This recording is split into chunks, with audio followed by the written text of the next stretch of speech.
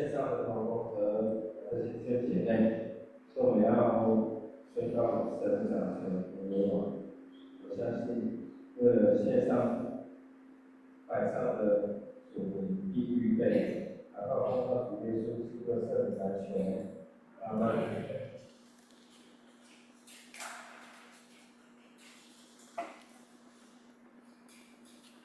我们进入第9课哈，第9课我们读那个列王记跟历代志。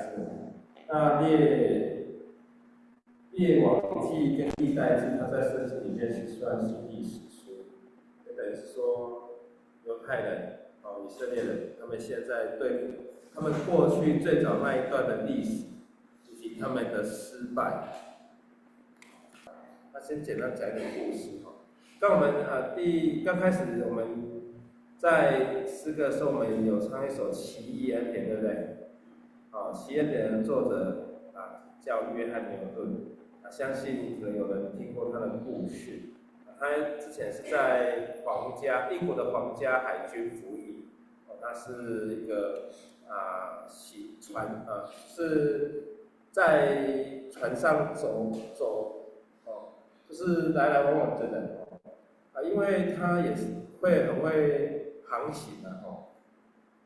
那退役之后他就这样子，然后他就去贩卖黑奴，然后就从欧洲大陆去非洲，那时候是奴隶的时代，就是去挑那个去骗拐拐那些黑人然后就让他们上船，然后送到欧洲送到美洲去贩卖，然后他就靠这个盈利为生。那有一次呢，在海上狂风暴雨的时候，他就突然悔改。他差一点没命了，他就在船的甲板上祈求主如果你让我还有命活着，我愿一生给你用。果然那一次风暴就这样子让他们度过，神也给他留了一口气，所以他后来就反转跟随主，然后成为传道人。所以我们刚那首七人大家都很熟前我思上怎样，经被寻回前我像瞎子一样都看不见神，但是现在因为悔改了所以他就成了神拣选的人。我们这一课的题目失败不是终结，只要你愿意悔改愿意归向神，神还是会给你机会。就像我们读约拿书的时候。他悔改了，他在大鱼的肚子里面悔改，那神就让这只大鱼怎样吐出来。当然，耶稣也说这是预表他自己3日在坟墓里面，就在黑暗里面，然后第3日他就复活。耶稣就用他来比喻他自己。那这一课我们有3个大纲第一个就是最大的恶己。第二个是帝王狂澜这个就在讲那个我们刚刚讨论的课程里面也是这几个王里面很重要的西西家王他愿意力挽狂澜，但是最后还是功败垂成，没有听先知的警告，然后去抵挡埃及王，以至于后来死在那个这一次的战役当中。第3就是神仍然留着恩典，所以我们刚投到70年神预言就是说70年土地荒废安息，那70年后神必兴起新的帝国波斯帝国，让以色列百姓犹太人可以再次的回归到他们的故地去建圣殿，然后盖他们的围墙。好，我们课程的目标无论我们失败了多少次，因为神的他的爱是不改变的至终我们仍然有盼望。等于说，如果我们从这个课程里面，我们来看，那由大王有8个好的王，又是一下子好，又一下子不好，好不容易有了改革，哦，乌西雅要改革之后，然后接下来又有西西家，然后我们看到这几个王，就一下子好，一下子不好，那坏的比较多。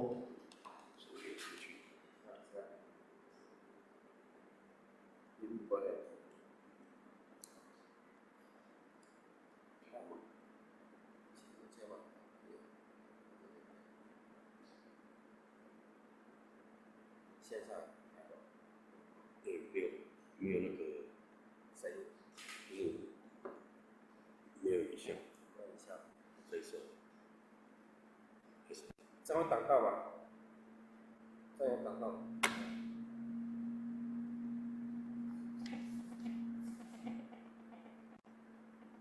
可能好。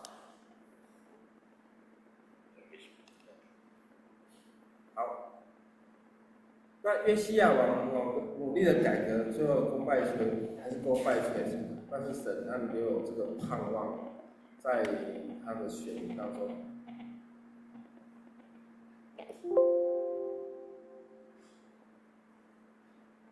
好，那我们看从西西家第13代王到那约西亚进行了改革，但是他只有做30年，也不算短了，也不算短。那最后他是死于非命哦。那他的儿子一样，约哈斯哦到约雅斤到最后降是西底家西底家，然后就犹大王国灭亡586。所以从西西家到犹太灭亡大概100年，接近100，大概100年，我们就看到犹大国最后的灭亡。那么他先知在马拿西亚门的时候有纳洪，在约西亚的时候没有看到先知有纳洪，还有西番雅、哈巴谷，耶利米，他们是同一起的。然后哈巴谷、耶利米，这些其实每一个君王里面，神都兴起先知来警告、警惕犹大王朝。但是呢，你听这个王如果听神的话，废除这些偶像，就可以看到犹大好像还尚有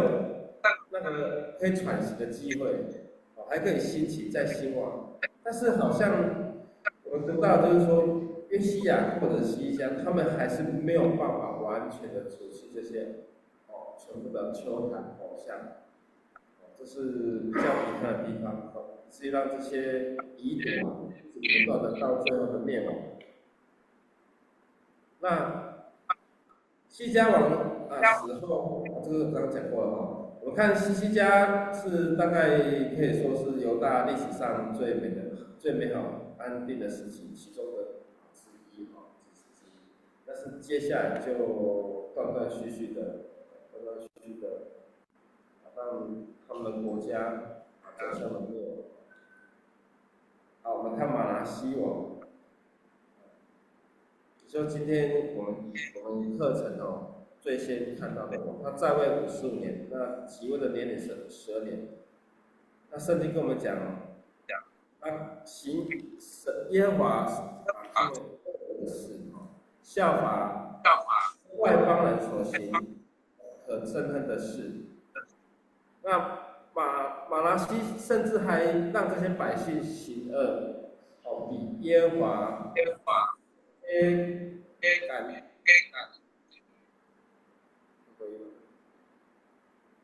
就是说，等于说他可以说整个以色列史，他们拜偶像就是最淫乱、最腐败最堕落那个时期，最堕落的时期。所以从马拉西之后就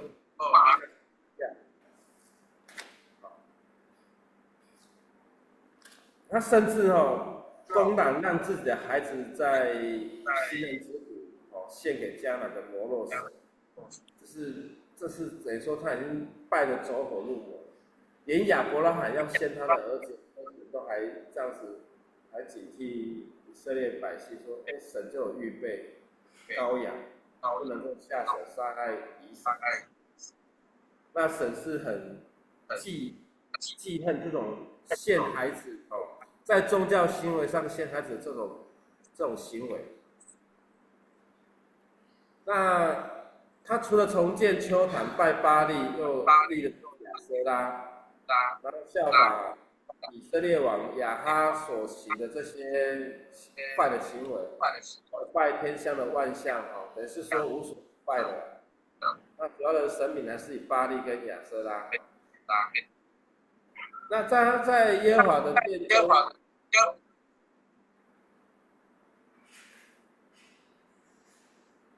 今天如果说我们在教会里面，我们立的偶像，这是一样，都是这样简单的想。如果我们的后代子孙把偶像放到教会来，那就是何等一样堕落的一个情况哦。但我们不希望这个永远不会发生。可是我们看到，哦，马拉西王竟然在耶和华的殿中怎样？哦，雕刻偶像，把那个偶像请到耶和华的殿中，等于说。神的殿已经遭到玷污，遭到污秽，那所以这个王呢，就使犹太人就陷在这个罪里面，又流无辜人的血，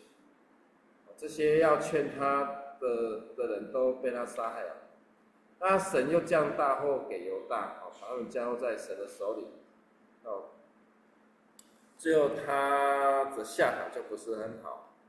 那他就被带到巴比伦去。最后他在被掳的时候，他有悔改，他有在神的面前谦卑下来。他在极难的时候有请神怜悯他，那神最后应允他的祷告，让他回去到耶路撒冷再做王。他有除掉外邦人的偶像跟祭坛，以及重修耶和华的祭坛。那据说啦，先知以赛亚就是被他用锯子给锯死，所以是有先知在劝告他，但是他却把这些规劝他的人都杀害了，就是不听劝告。所以离弃神使犹大国这样开始衰败。我们看耶路撒冷，从大卫到所罗门，我们看到它是一个公义之城，平安居住的地方，是柔美的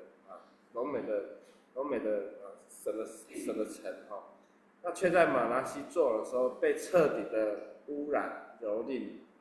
甚至他使他的儿子经过火，就是献他的儿子给偶像关照行法术，这些不知悔改和转向神他就杀害先知的敬畏神的人只要反对他行逆的人都被杀害。那立交鬼跟和这些行巫术的，也行耶和华眼中看为恶的事，而惹动神的怒气，我们做基督徒的，我们也要时时的提醒。我们看到我们的社会这种拜偶像这样的一个沉迷，如果今天有一天我们把教会这个区北区所有每一家每户的偶像都把它拿出来拿到二中去放，你看会不会堆积如山？如果全国的偶像丢出来，那吓死人。就是如果王不转向神不悔改，那最后的下场，他被用这个钩住，然后又用铜链然后锁住他，就把他带到巴比伦去了。那有可能是在亚述的这个班尼帕这个王，所以你看这个王跟这个他的图像是一样的就是这个长相是一样的。这个可能是石雕那从亚述就是在西拿基利之后，以撒哈到这个亚述的班尼时代，就是这个马拉西王时候，就把他掳到亚述去，这个已经变成阶下囚，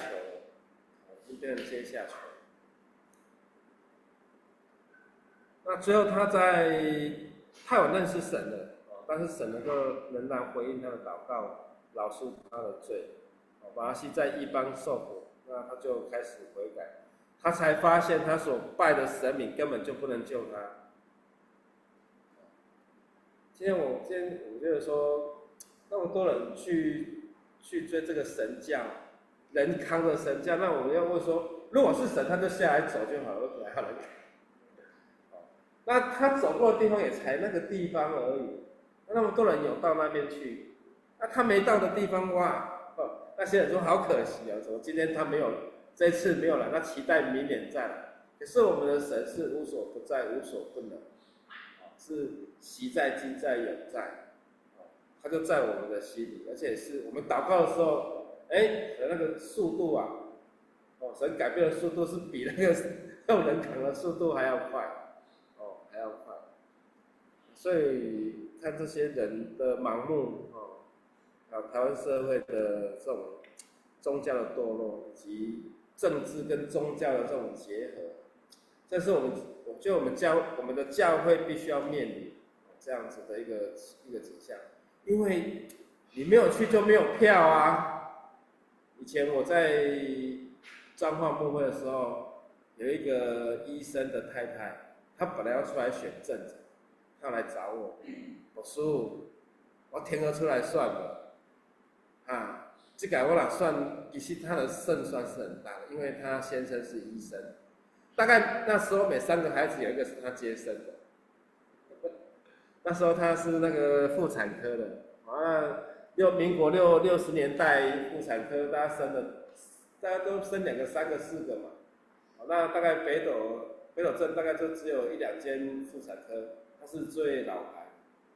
那只要有一个孩子，3个孩子出生，大概有一个就是他接生的。然后大家都知道医生娘，他说：“老师，我敢扛出来算，但是我若出来算，我一定要去妈祖庙呢。你到时候看到我迄个，后来他就下定决心，他就没有出来选。这是一个部分他觉得说。这个宗教在那个镇里面如果是这样子的话政治跟这个庙的结合，才有让他觉得说，我不要因为我的信仰而堕落，所以他后来就没有出来选，都没有出来选镇长，这是其中一个原因。好，我们原则1，神喜爱向我们罪人施恩。就像马拉西，这是罪大恶极在犹大王里面，他可以是说那个南国的亚哈了。好，所以神喜爱向我们这些罪人施恩。来，亚门王，接下来我们看这个亚门王，22岁就当王，他只有短短的2年。那他还是让行耶和华眼中看为恶的事，跟他的父亲马拉西所行的一样。虽然马拉西王最后有悔改，但是却没有感动到他的儿子亚，可能是被掳去了。他这个当了2年，还是一样拜偶像，没有回转归向神。所以这个是很大的一个关键从马拉西的关键到这个关键，我们看。犹大这个可能这个国势已经慢慢趋向于败坏了，所以只要人的心没有在神里面，这个国家不会昌盛。那马拉西引入异教进入犹大，已经有超过半个世纪了，因为他在位55年这个55年也影响蛮大的我们的总统没有办法当55年。总统顶多当8年所以总统当最久的是谁？你看他的影响就会很大就很大。那像说民主时代，大家都当8年那就最后这几年的改革也没有办法弥补对犹大国的损害。他不在耶和华面前向他的父马拉西要自卑悔改。反而犯的罪越犯越大，最后他的臣仆背叛他，就在宫殿里面把他杀了。那接下来就是他的儿子约西亚当王。那约西亚王心耶和华眼中看为正的事，效法大卫所行的，不偏左右。在约西亚以前，没有像他一样尽心尽心尽力地归向耶和华，遵行摩西的律法。在他以后也没有兴起向上的王，最后应该也没有，因为剩没几个王剩没几个王。而且我们看，他使耶路撒冷的和便雅悯的人都服从神，因为他们在整修圣殿的时候发现了约书，发现了经典神的那个经书。那有神学家是说，有可能是发现到了《生命记》，因为《生命记》6章4节、5节、6节就记载了，你要尽心尽意爱神爱你的主。所以我们的经节里面有出现这一段话，那推测有可能是发现到了律书有的教会他们在盖教堂的时候，他们会把圣经埋在那个，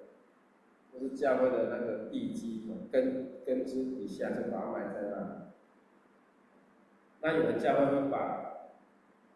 会友的祷告还是对未来的期望，把它收集起来，变成一个时空胶囊，然后就放在教会的某处。10年后、20年后再去把它打开。那刚才买这节时空胶囊，10年后、20年后把那个时空胶囊打开来。有的教会是把那个圣经就埋在那个教会的那个基座里面。那我记得有些教会那是埋在大门，他就跨过那个圣经，意思就是说你要把圣经的话语走出来。每当你跨过了，就有一个思考，你有没有照圣经去写出来？就在大门口。所以我去参观那个人家建堂的教会，他们的故事他们的故事。那教会通常在整修的时候，都发现过去的历史资料，通常都在仓库里面。哇，这个好珍贵一家上全部。建中我拿功劳来物件。所以你们如果有长辈在教会就教会在打那个重建的时候，就会发现说，某个地方突然出现了那个东西。这圣殿，这个圣经是被藏在那个墙壁里面然后就被保存了下来，那做王第18年，他就整修圣殿，然后祭司希勒家就发现了这个律法书，差人去向女先知布勒大求问，到底这个是什么呢？就召集所有人到耶和华的殿，然后王就念这个律法书给他们听，就在耶和华的面前百姓跟神再次的立约。那洁净圣殿，因为那个我刚刚说他们把那个神明偶像请到圣殿里面来，然后这个约西亚就是要把这些偶像把它除掉，把它从圣殿移除，彻底的除掉。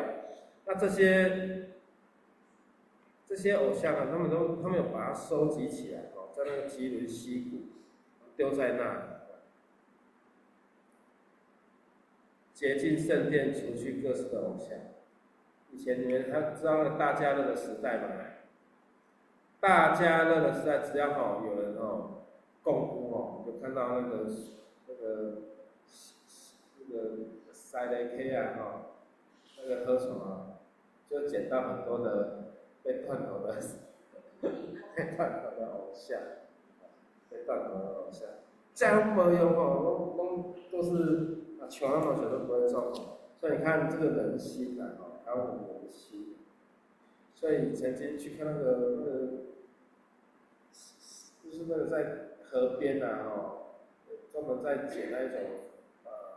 捡拾一些资源回收的人，他们都把偶像都放在那里，一整排。那约西亚王哦，约西亚他还守这个逾越节，在耶路撒冷。圣经跟我们讲是说他在摩西之后啊，没有人像这样子哦，行这么大的这样子的逾越节哦。所以我们看到他这个逾越节是过得非常彻底哦，将一切可憎之物哦都除掉哦。而且他甚至到以色列境内，到以色列境内，把这些偶像把它移除。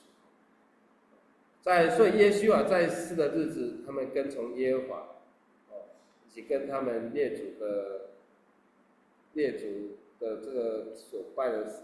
神哦，他没有离弃，这是约西亚王他的事迹，吩咐民众向耶和华守这个逾越节。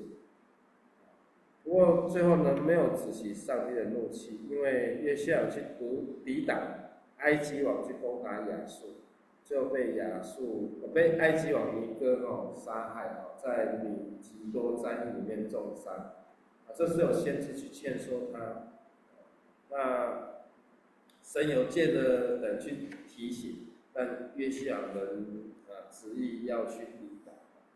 最后反而是之后。犹大的立场比较偏埃及这一边，比较偏在埃及这一边。他后来就传给他的，我们来看，第二个原则，认识神的话语是我们每一个人的责任，是我们每一个人的责任。所以他们在整修圣殿发现了律法书。他们把它宣读，甚至祭司、百姓，无论男女老少，都到耶和华的殿来听王宣誓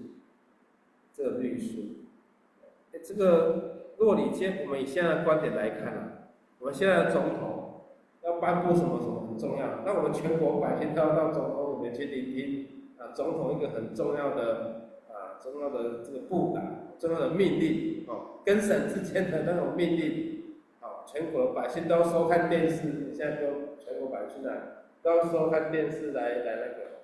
所以我们想想，这个是一个很盛大的一个场景，全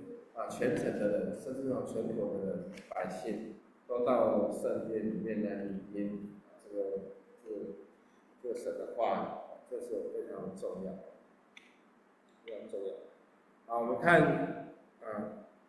从约西亚开始他传给了这个他的儿子约哈斯约哈斯最后被掳到埃及，也死在埃及。那后来又这个约雅敬到约雅敬，最后呢是他的叔叔西底家，这4个王就称最后犹大历史最后的4个王。那这4个王都没有比较好的下场，就只有约雅斤，他就变成王国奴，被掳到巴比伦，直到晚年都跟王一起吃饭，但是他也没有实权，就跟王这样子吃饭，然后到最后，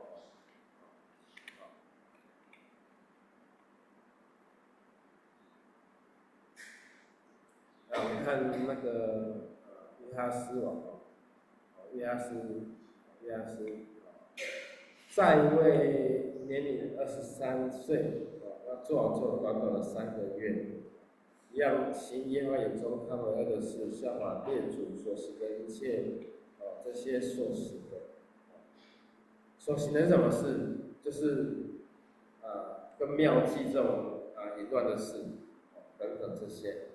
那在埃及王埃及法老尼哥就将约亚斯囚禁在他地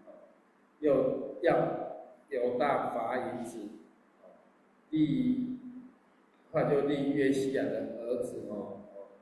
约雅敬来做王。等于说亚哈斯他被掳，就带到埃及死埃及，然后被埃及王就从立了他的约西亚的另外一个儿子约雅敬来做王。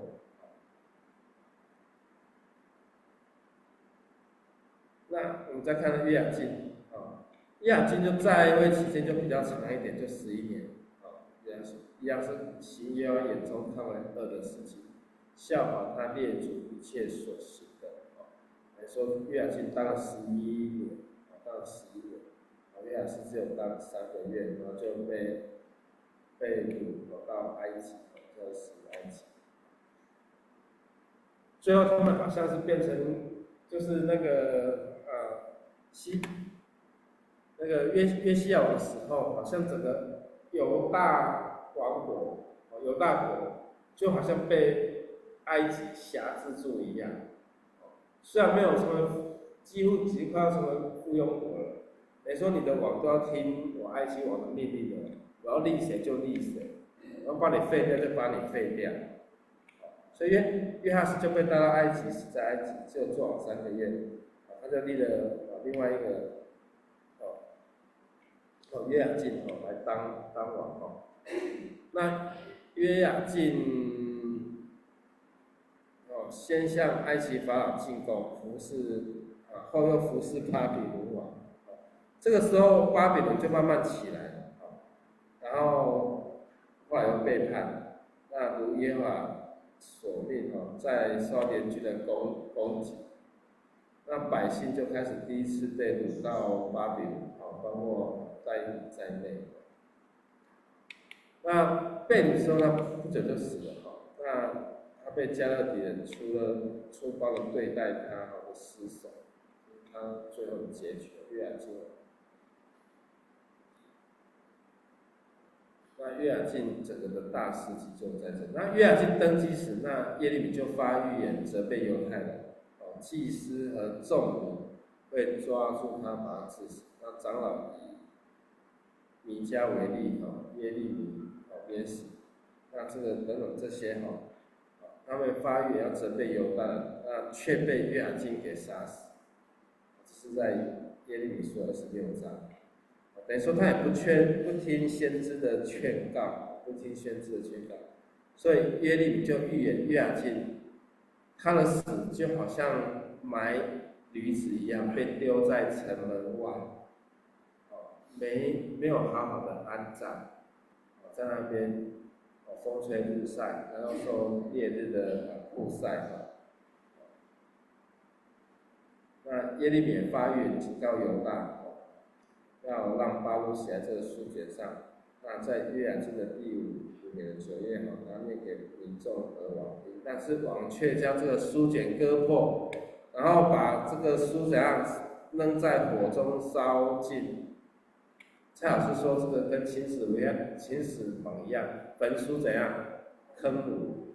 把人杀了，又把这个书卷怎样丢在火中，然后。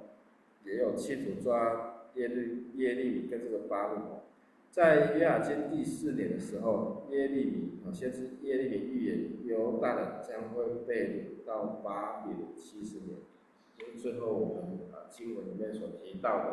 70年土地荒凉，这70年土地要生养，就预告70年后以色列百姓的回归，以色列百姓的回归。看这个约雅敬他最后被掳到巴比伦，而死在巴比伦，他只有3个月。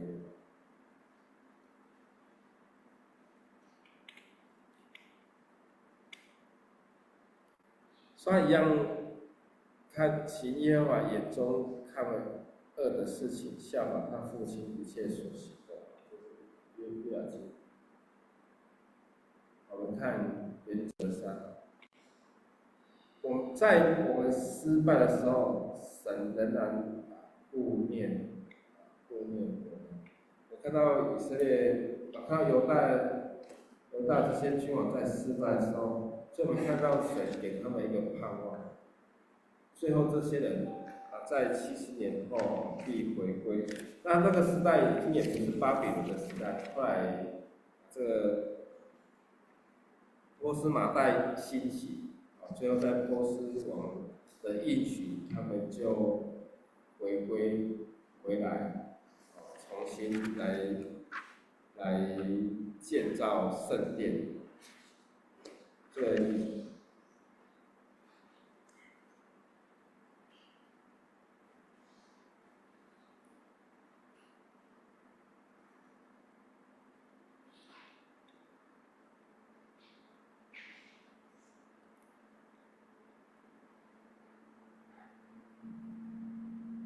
北国以色列跟南国之间他们做一个这个对比，一个对比。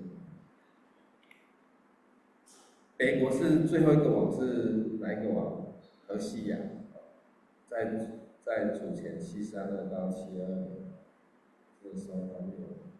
然后南国最后在这个西西，就是这个时期啊，西西家那个时候，其实在北国就快要灭亡了。等于说我们今天读的这个历史是北国已经不存在了，北国已经是不存在了，他们已经亡国。那后来就到了这个南国就从西西家开始，从主前715到686，也大概是西西家这个时候，大概北国就差不多就灭亡，就被亚述灭亡。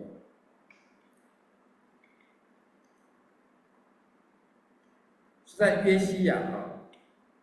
王，他宗教改革就改革到以色列的境内里面，去把那些偶像把那些所立的偶像把它除掉，除掉之后再返回耶路撒冷，所以那时候北国住的人也不都完全都是犹太人，有时候亚述帝国从别的地方抓来的那些其他地方的人，把它移到以色列那个地方，所以后来他们通婚之后，才有所谓的撒玛利亚，他们血统已经通婚了那在西西家的时候是先知何西亚跟米迦，那马拉西跟亚的时候拿红，那约西亚的时候就出现那么多的先知拿红、西番雅、阿巴谷跟耶利米，这个时候耶利米就起来，然后约哈斯的时候有哈巴谷跟耶利米，约雅基的时候有哈巴谷，然后最后约雅基的时候是耶利米的时候。好，我们今天早一点啦，有什么问题？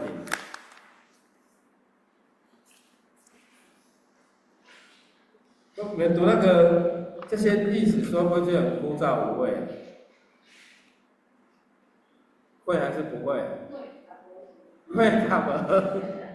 但是我觉得我们斯坦德金帮我们整理的很。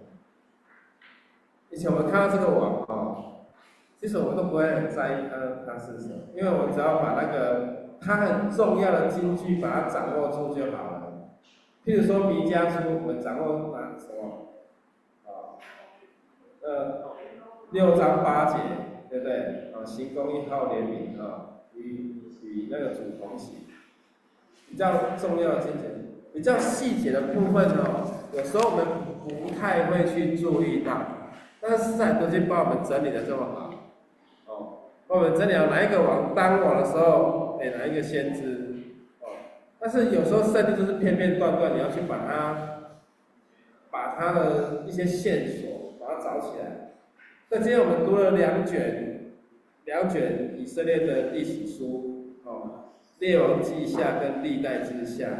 其实他们记的是同样的以色列的历史跟犹大的历史。那这几章节把它对照对比起来，就是他们是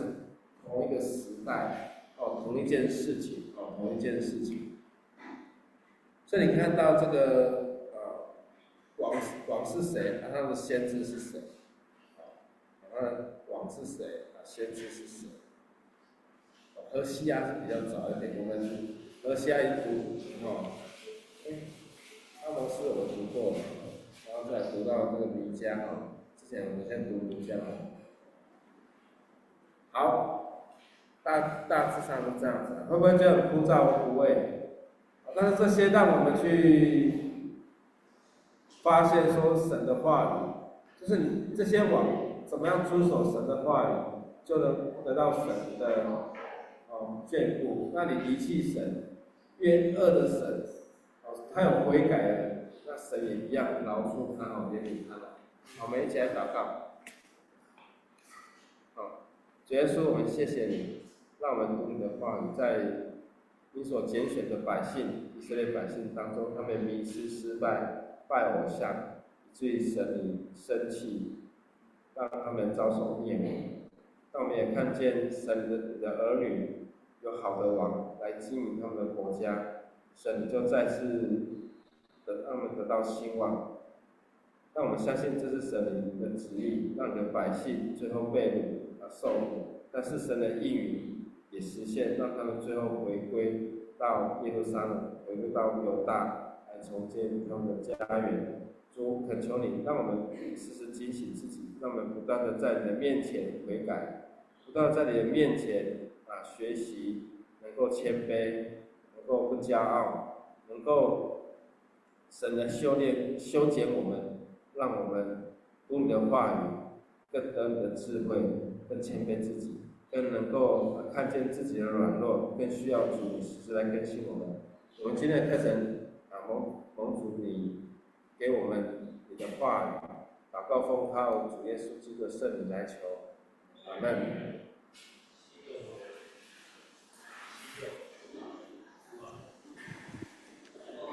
感谢牧师。谢谢。